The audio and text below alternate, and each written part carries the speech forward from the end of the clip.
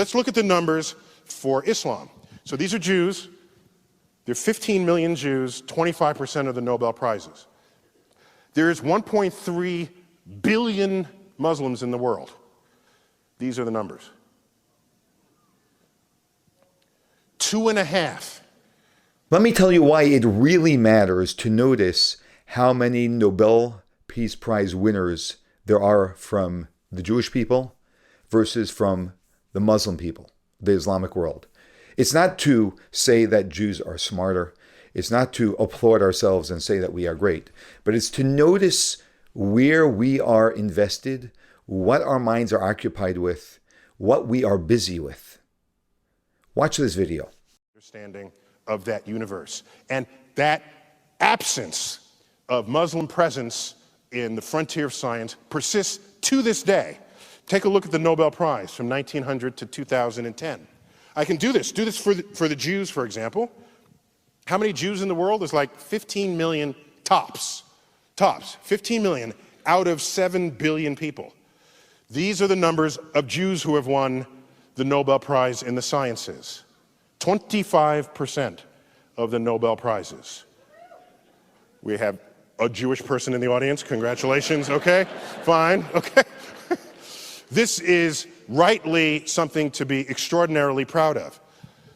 The traditions of Jews in the 20th century is one of education and scholarship. In earlier centuries, it was one of very strict sort of study of the Torah. Did not involve the natural world. This was a later emergence of the Jewish culture to exhibit this. Let's look at the numbers for Islam. So these are Jews. There are 15 million Jews, 25% of the Nobel Prizes. There is 1.3 billion Muslims in the world. These are the numbers. 2.5. Okay, I'll give you 3 if you really want to include economics as a full number there, okay?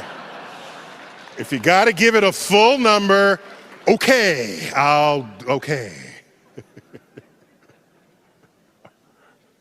Now, for me, by the way, you can analyze this in any number of ways.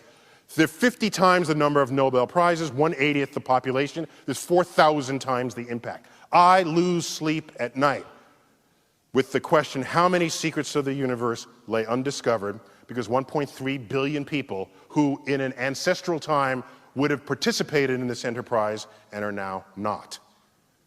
That's what I think of as a scientist. Whole populations. By the way, there are other populations that never contributed. I'm not going to them and blaming them. I'm talking about a population that already did contribute. It's in the cultural heritage already. All we're asking is to resurrect it. It has not happened. You see, what we pick up from all of this is one thing. The Jewish people are not involved in problematic things. We're not bored looking to make trouble. We are actually consumed in making this world a much more productive place.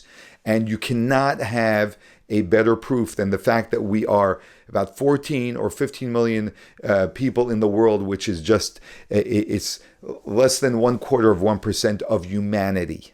And yet we have 25% of the Nobel Peace Prize prizes. This is because we are consumed with being productive and bringing goodness to the world.